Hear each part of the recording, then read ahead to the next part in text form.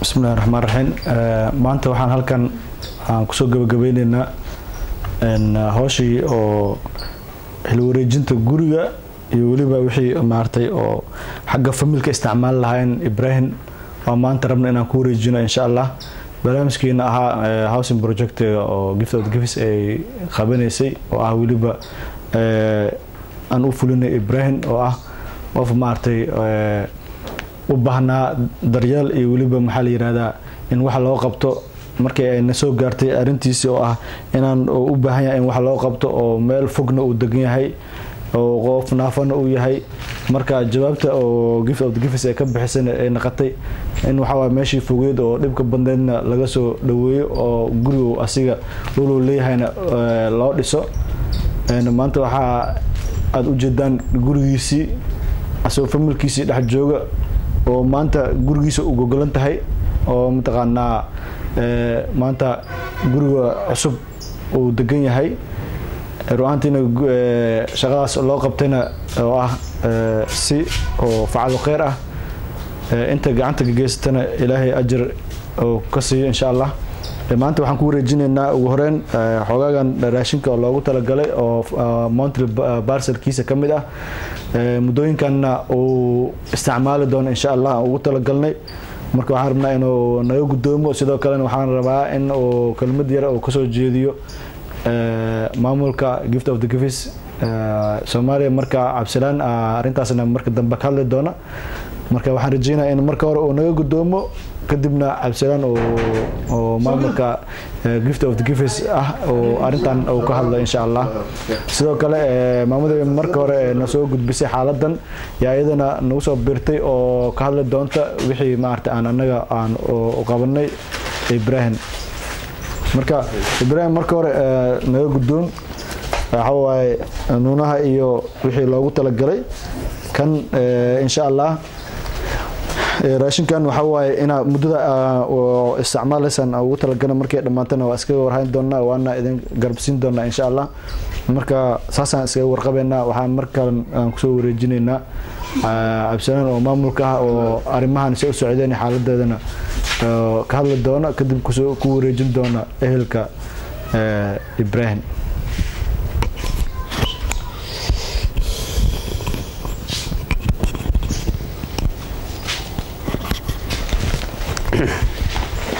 بسم الله الرحمن الرحيم mahadsantiin dhamaan maanta waxaan halkan isugu imaanay iyadoo waliba qoraxda ay aad u kulushahay jawiga magaalada iska kulushahay haddana waxaan isugu imaanay hawl oo khayri ah ninkan miskiinka Ibrahim Curyaanka ah in hay'adda markuu soo gaaro warkeeda waxqabadkeeda loo gudbiyay maamulka sare hay'adda sida Dr. Xaashi iyo Saalaxa jawaabtii ay ka soo bixeen ay noqotay in ninkan si degdeg ah loogu dhiso booskan isla markaana aan u firaashno oo gogoshiisa dhameystiran maanta Ilaahay nagu guuleeyay inaan u sameeyno sidoo kalena aan u helnay raashin baasilkiisa bilaha ah oo halkan aan u soo dabarnay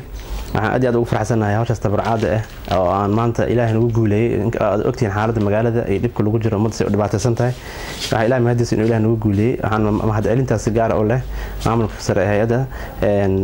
hogaamiyaheena Dr. Xaashi oo aad ugu mahadcelinayno oo naga aqbalay in ninkan dhibaataysan aan u gurmano oo aan intaas asiga la'aantiisa aysan waxba ay noo suuragal lahayn sidoo kale maamadii hawshan ka dambeysay oo nagu soo xirtay oo hay'adii isku soo xirtay maama Aamina oo noqotay connectionkii isku xirlay sidoo kale ururka hanad oo uu noo soo maray maama Dahaba gudoomiyahooda oo kaalin lama ilaabana ka qaadatay in hawshan maanta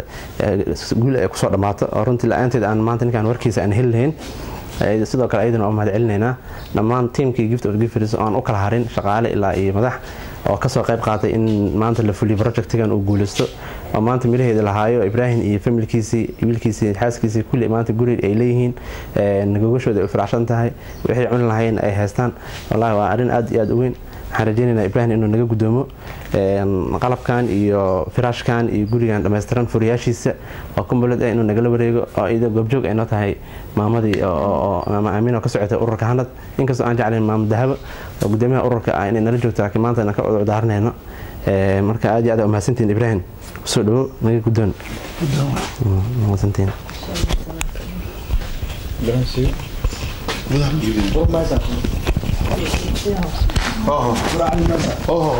بسم الله الرحمن الرحيم الحمد لله رب العالمين إبراهيم أكن أقول لك guddoon wacan waana mahadsantihiin walaalahay anigoo ku faraxsan furahayga in maanta in lagu wareejiyo ay ku mahadsan yihiin walaalahay khayr badan Allah siiyo ajri xasanaadna Allah siiyo way ii gargaareen ilaahay ha u gargaaro maarta anigoo deganaa meel dheer oo kaaraan geeskiisa ah oon guri lahayn ayay guri ay maanta aan guri aan leeyahay oon milki u leeyahay ayaan dhex joogaa maad Allah ayaa iska leh ilaahayga weyn ilaahayga kaskow walaalahay oo ii gargaaray ayaan uga mahad celinayaa hay'adda gifti ayaan uga mahad celinayaa ajri xasanaad Allah ka siiyo khayr badan Allah siiyo maamada saalaxa iyo xaashi ajri xasanaad si gaar ahaaneed aan la soo koobi karin maamadaha oo kale tood ajri xasanaad aan la soo koobi karin aamino khayr badan Allah siiyo walaalkay maartay dadka ii gargaareen oo dhan dhalinyarada oo maartay qaas maartay maalin walba ila socdeen ila maartay ii roorayeen qoraxdan oo kuleelka badan oo aadka u kulul maartay ii gurmanayeen maartay lugahayga waaye xoogayga waaye waxa ma iiga xoogiya maartay wax walba ii khayr Allah si ajri xasanaad baan la soo koobi karaa Allah siiyo marka walaalay waa maatantiin Dr. Xaashi iyo maamadiisa saalaxa ajri xasanaad aan la soo koobi karin Allah leh hay'adda waana maatantiin khayr badan Allah idin siiyo muraadadiina Allah sahlo iyo muraad muslim maatantiin bismillaahir rahmaanir rahiim waxaan maanta meeshan ka dhacay farxad aan la soo koobi karin farxadaas oo ah ay noo sameeyeen hay'adda gifti and givers hay'adda gifti waa hay'ad u taagan inay taakuleyso dadka masaakiinta ah siiba cuuryaanada ama dadka ay cudurrada halista ay ku dhacaan muxuu ahaa oo aan muxuu ahaa aan lahayn masaakiinta aan ehel lahayn oo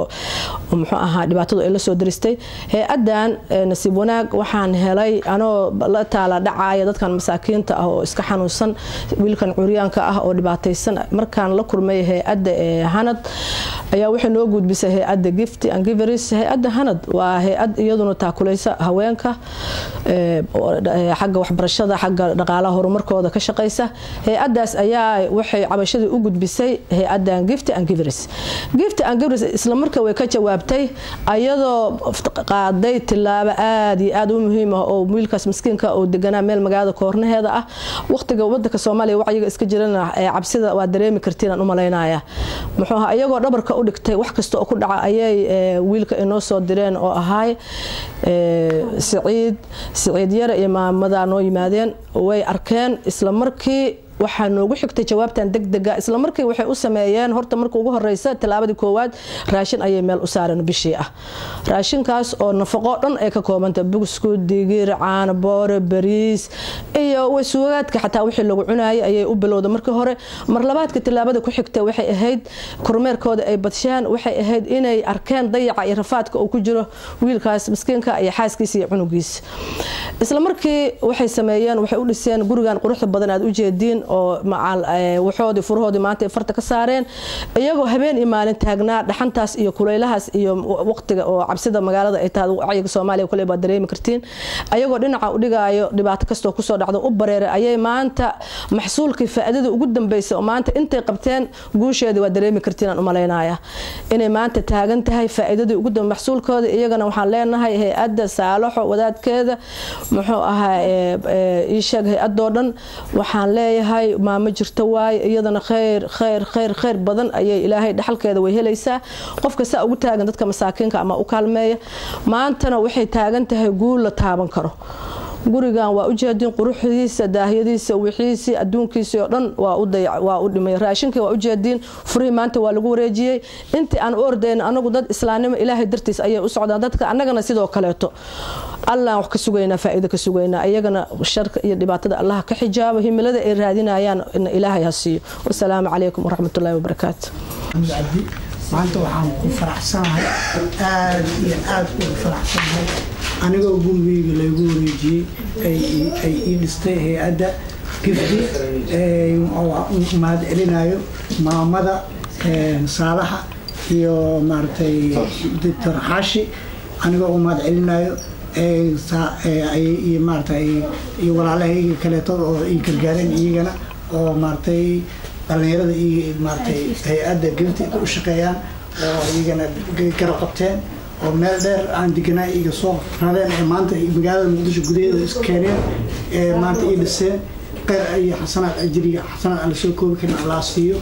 waa ku maadsan yihiin Dr. Xaashi iyo maamada Saalaha أجري حسنات الله سوكل كريم الله سيء مغروي ما حتى وإفراشين وما تراشين كيواليسي ما شاء الله الحمد لله ما نكفر حسنات أجري حسنات الله سوكل كريم عن يرجينا قبل ما الله يسيء يا إذا كم الجنس جيف كيف